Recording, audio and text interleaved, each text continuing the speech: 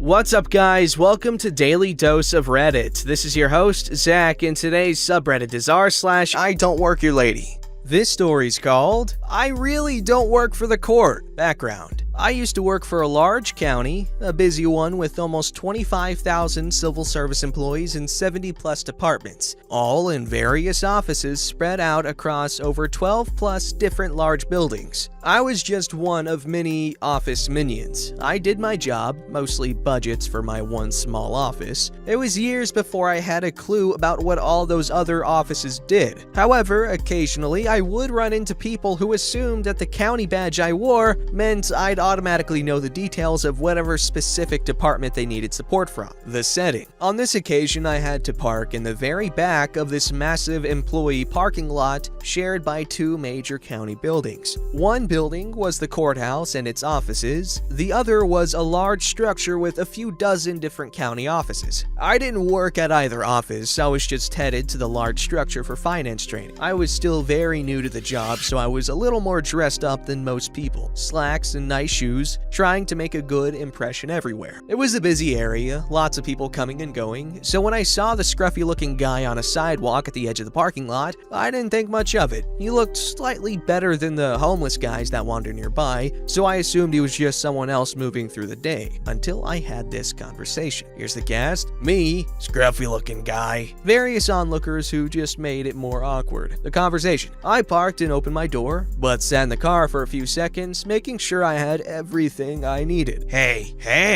I didn't respond. I didn't know he was talking to me. Hey, hello. At this point, I was getting out of my car and realized he was talking to me. I started to think he might be one of the homeless folks after all. I figured he'd ask for money next. I picked up my cup of caffeine and pulled my laptop bag out of my car. Hey, scruffy-looking guy started to walk towards me. Hey, do you work for the court? I shook my head while shouldering my bag. No, I don't. Sorry. I gave him a nod goodbye before I turned my back and walked away quickly, heading towards the county buildings. I had to get to the training on time. I was only a little startled when scruffy-looking guy caught up with me and walked beside me, keeping pace. People looking for public services in the wrong place is pretty common. I often had to point people in the right direction. It's okay, I just need to tell him something. I put on my helpful customer service voice and pointed towards the courthouse building. Sorry, I don't work there. You should talk with someone from the court. There's an info desk inside. Oh, come on, you work there. I was still hurrying through the parking lot with scruffy-looking guy still keeping up. I really don't. I just need him to change up my lawyer. I kept walking, but I stared at him in surprise for a few seconds. At this point, I was wondering what he did to need a court-appointed lawyer. I wondered if he was out on bail. And I really wondered who the hell approaches someone in a parking lot to request a change of attorney. No, he's an okay guy. He's just not doing things right. I need a new one. I kept walking, trying not to let the surprise and rising concern show on my face. Still baffled he's talking to some random person in the parking lot about this. Still wondering what he did to need a court-appointed attorney. I'm so sorry.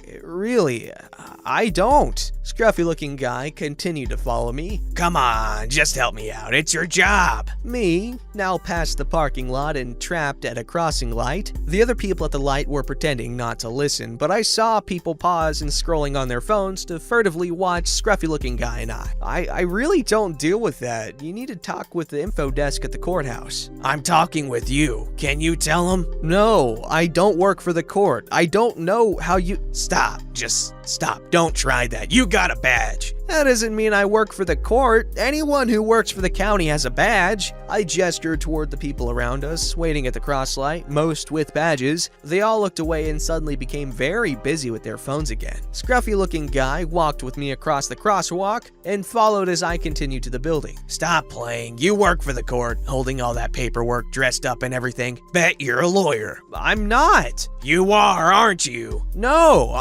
You could be my new lawyer. I finally stopped on the sidewalk leading to the doors of the building, raising my voice, getting startled looks from various people passing by. I work in budgets, not for the court. Not everyone with a badge works for the court. Huh, but you do work for the county. Yes. So you know people at the court. I sighed, but managed to pull most of the customer service voice back into place. I'm sorry, I don't. I really don't work with the courts at all, and I never have. I have zero information on how to get a new attorney. You really should go over there and talk to someone. That's what I would do. Scruffy-looking guy stared at me, apparently finally comprehending. Huh. I started walking away again, pointing to the courthouse entrance we just passed. Just go through there to the info desk. Scruffy-looking guy standing still, calling after me. Okay. I walked away again, almost to the doors. I called back over my shoulder, take care. Scruffy-looking guy now yelling after me. Hey, well, can I get your number then? More people were giving us strange looks at this point. I just looked back at him, then just shook my head in total disbelief and kept walking. Hey, I didn't kill anybody. I'm a good guy. Several people started slowing down to watch, my fellow office minions hoping for a little drama. I shook my head again, opened the door to the building, and hurried inside without responding. Scruffy-looking guy shouting from outside the door as it shut behind me. Well, screw you then, uppity biscuit eater. Epilogue. Security came to the door when he heard the yelling and asked if I was okay. I said I was fine. Security stepped outside and scruffy-looking guy hurried away, but not towards the courthouse. My finance training was as boring as it sounds. I never saw the guy again. If you really want someone like that to leave you alone,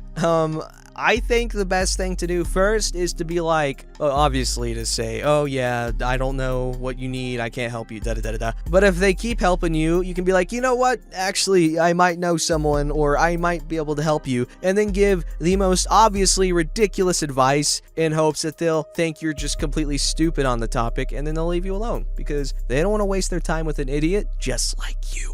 This story's called Nice Try, Karen, but you're not my mother. My original post of this got taken down for some reason by the mods, so I'm reposting it. Because 1, it's a good story to share. 2, there's nothing wrong with it, and it's posted according to the rules. 3, I would like the mods to explain. So if they do take it down again, what did I do wrong so I can avoid the same mistake in the future? So in my first post on this Reddit, your name's not Karen? Not my problem. I gave some excessive background, but that's because I have a lot more stories, not even limited to this Reddit. I decided to share another one. Where this story takes place is actually the only motel, room access from exterior of building, my parents have managed thus far. It's pretty old and a lot of things have to be manually done or switched on or off. So it was a Friday and early evening. I was heading down to the opposite side of the hotel to turn on the exterior lights.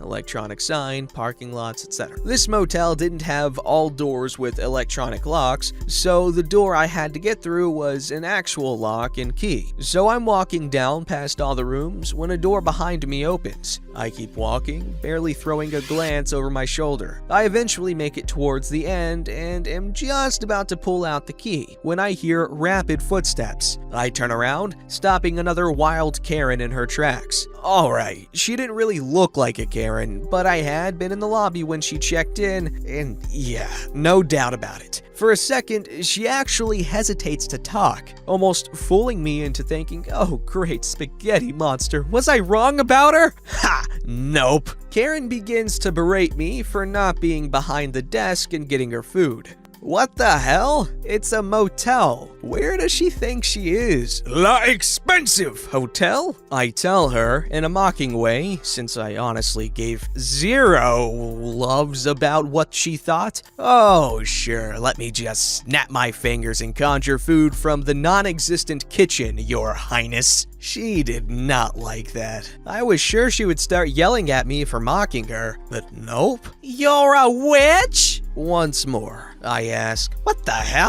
This just took a turn that made me long for a big stick to smack her upside the head with, because something was obviously just rolling around up there. Maybe if I smacked her hard enough, I could make her qualify to be shipped up to the loony bin or the funny farm. I start laughing in her face, mostly from my own thoughts. Her face starts to turn this shade of red that makes me laugh even harder, because it makes her look like the tomato from VeggieTales in a blonde wig. Why are you laughing? I'm the manager's wife and I can fire you. Still laughing. I'm bent over trying to breathe properly with tears streaming down my face from laughing so hard. That makes me start snorting from breathing in and out at the same time. I know, that's total Baltic semen. I wrote in the first post about my parents, right? My parents are the collective manager here. She has no idea. I eventually take a deep breath, clench my nails into my palms, and look this Karen straight in the eyes. You'd fire your own daughter, Mom? I later told my mom about this, and she kind of found it insulting that I didn't say that my mom is so much better looking, according to my father.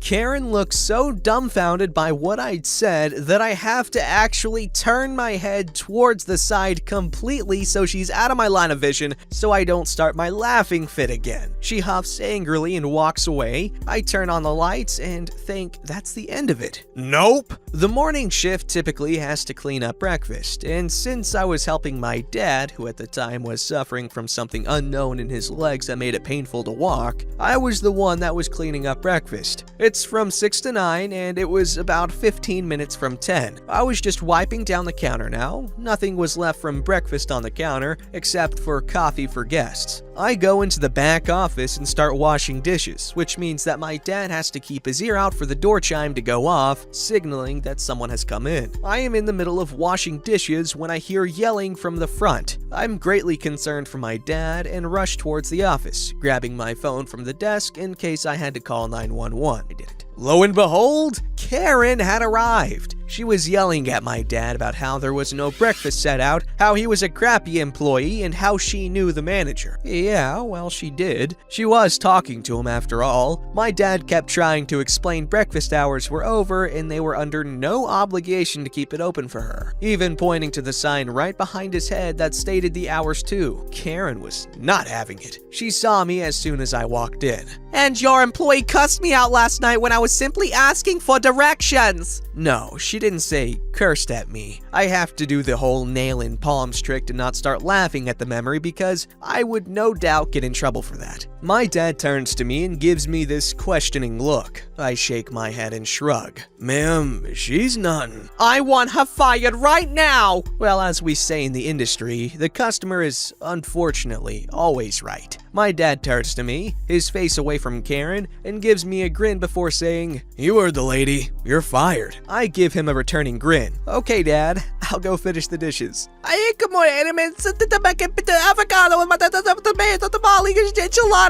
My dad turns to her and says, "Is there anything else I can help you with?" Karen demands to see the manager. Now, in the back office, a few steps away from the open door that separates the office from the front desk, I watch my dad stroll into the office, in quite a bit of pain, which made me mad, close the door, wait a minute, before he walks back out and says, "I'm the manager here and I'm asking you to leave the property." Karen screams, "Well, then I'm not paying." Okay, guess what? You already paid at check-in. With that cash, that requires a $50 deposit, so therefore, you're not getting it back. My dad shrugs and I walk out from behind the desk a moment later to refill the coffee pot where Karen has moved to get some. That's right, she didn't leave. Karen starts yelling at me now. It's endless screaming and yelling, I swear. What the hell are you doing? You're fired! I smirk and tell her two things. One, I'm the manager's daughter and not actually an employee. Two, the coffee here is for paying guests, and since you clearly stated that you're not paying, you can't have it. The coffee was out anyway, so she couldn't get any even if she tried. Karen, now understanding why I had called her mom the previous night, storms off. I didn't see her again for the rest of the weekend. Which, two, Wild Karen, 0. Edit 1. I wasn't paid as an employee, so no, I didn't technically work there. I only really helped out. And there isn't a kitchen, but in the back there was a sink we used to wash the waffle batter drip pan out, etc. So no, there was no kitchen. This girl's a really good writer. I enjoy reading her stories on here because, like I said, they're well written and they're pretty freaking funny. I enjoyed reading them. It's, I guess, or them because I read the other one too. Anyways, please post more stories. They're great. You're great. Also, your dad's funny, and that Karen needs some real help. But don't we all? Don't forget to like, subscribe, and hit that bell to never miss an episode.